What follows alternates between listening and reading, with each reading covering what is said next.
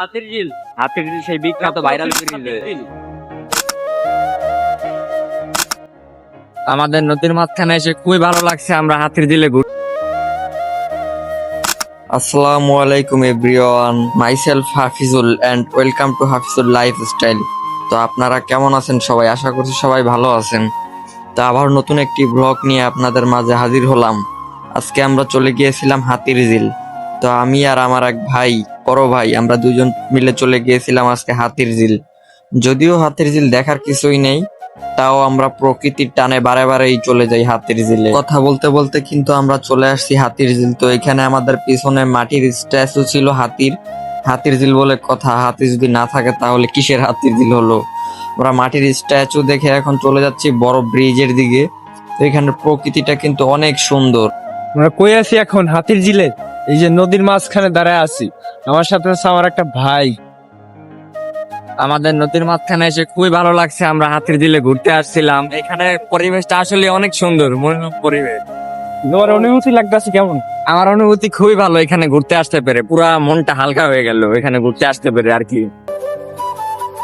আমরা এখন আছি নদীর মাঝখানে, হাতির ঝিলে নদীর মাঝখানে। ওই যে আমাদের পিছনে ব্রিজ দেখা যাচ্ছে। তো আমার সাথে আছে আরাফাত ভাই। তো এখানে অনেক সুন্দর বাতাস বয়ে চলছে, দেখতেও কিন্তু সুন্দর লাগছে। চলে আসছি হাতির ঝিল ঘুরতে। তো ভাই এখানে এসে তোমার কেমন লাগলো বলো? অনেক ভালো, অনেক সুন্দর অনুভূতি। সুন্দর অনুভূতি। তাছাড়া আমাদের পিছনে আপনারা দেখতে পাচ্ছেন, দেখা যাচ্ছে কিনা জানি না, তবে ওইখানে প্রেম চলছে। তা আমরা তো আসছি দুই ভাই, সেজন্য আমরা আর কি ঘোরাঘুরি করছি আর এখানের পরিবেশটা দেখছি। এখানের পরিবেশটা আসলে অনেক সুন্দর। আপনারাও ফ্রি টাইম থাকলে এখানে চলে আসবেন। এটা হচ্ছে ঢাকা হাতির ঝিলে। জায়গাটা কিন্তু আসলেই মারাত্মক, সুন্দর এক দিনের অনুভূতি লেকের পারে। আমরা যে সময় গিয়েছিলাম ওইখানে, তো আমরা যাওয়ার কিছুক্ষণ আগে বৃষ্টি হয়েছিল, সেজন্য প্রকৃতিগুলো সব গাছপালা পানিতে ভেজা এবং আকাশটাও অনেক সুন্দর লাগছিল। শান্ত লেক বয়ে চলছিল এবং কি অনেক সুন্দর বাতাস। ওইখানে বাতাসে পুরো আমাদেরকে উড়িয়ে নিয়ে যাচ্ছিল, এমন একটা অবস্থা। অনেক সুন্দর লাগছিল দেখতে সবকিছু। আমরা কিন্তু এই সুন্দর প্রকৃতি দেখতে এবং ভিডিও করতে একেবারে লেকের সাইডে নেমে যাই। লেকের পারে উঁচু একটা স্ল্যাব আছে, সেইখানে আমরা অনেক কষ্ট করে উঠি। ওঠার পরে সেইখানে বসে লেকের ভিডিও গুলো করি এবং কি গাছপালা গুলো দেখতে পাচ্ছি। কত সুন্দর খোলা নীল আকাশ। আর আমরা ভালো একটা দিনেই সেখানে গিয়েছিলাম, সেই জন্য এত সুন্দর একটা ওয়েদার পেয়েছি। এখানে খোলা আকাশে কি সুন্দর পাখি উড়ে বেড়াচ্ছে। এখানের ওয়েদারটা খুবই শান্তশিষ্ট এবং কি প্রচুর বাতাসকে কিন্তু আমাদের চুল সব উড়িয়ে নিয়ে যাচ্ছে। তো আমরা এখন নিচ থেকে উঠলাম এখন উপরে। আমরা কিন্তু এখন লেকের কিনারা থেকে উঠে এখন আমরা চলে যাচ্ছি হাতির ঝিল বড় ব্রিজের দিকে। ওই যে আমাদের সামনে যে দেখা যাচ্ছে ব্রিজ, এখন আমরা ওই ব্রিজের উপরে চলে যাব। অন্যান্য সময় কিন্তু এই রাস্তা দিয়ে হাঁটা যায় না। এখন কিন্তু দেখতে পাচ্ছেন এই রাস্তাটা পুরো ফাঁকা। যদিও তখন বিকেল টাইম ছিল, 3টা হবে মেবি, সেজন্য কোনো লোক ছিল না। আরো হয়েছে বৃষ্টি। ব্রিজের দিকে হাঁটতে হাঁটতে আবার এইখানে নজর আটকে গেল। এইখানে রেলিং গুলো বৃষ্টিতে ভিজে ফুটফুট পানি পড়ছিল নিচে। এইখানে এসে আবার দেখতে লাগলাম প্রকৃতি কত সুন্দর হয়। এটা যদি আপনি নিজের সামনাসামনি না দেখেন তাহলে কখনোই বিশ্বাস করবেন না। এবং আমরা হচ্ছি দুজনেই প্রকৃতি প্রেমী। আমরা আমাদের ভিডিওর থেকে প্রাকৃতিক ভিডিওই বেশি করেছি।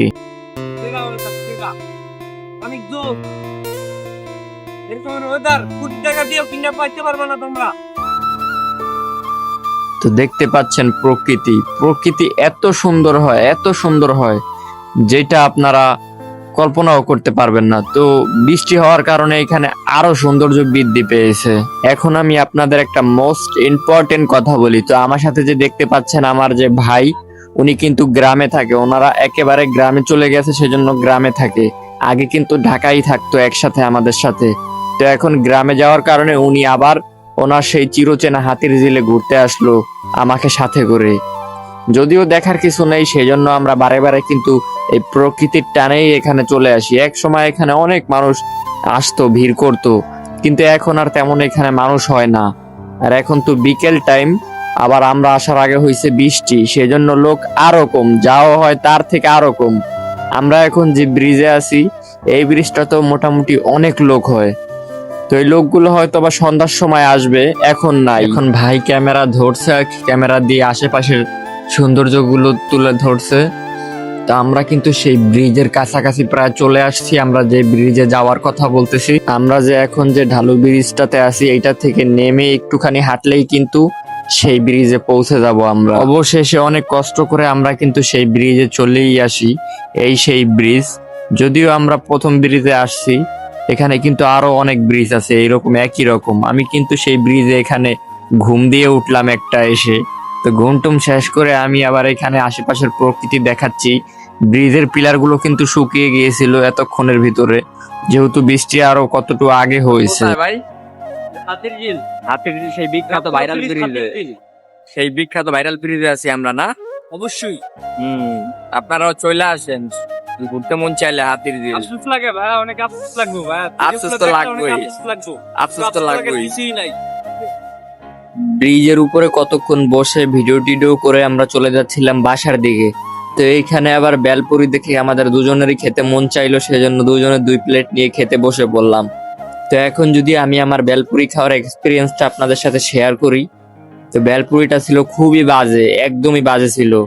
তো আপনাদের যাদের মন চাইবে তারা খাইবেন, মন না চাইলে কিন্তু খাইয়েন না।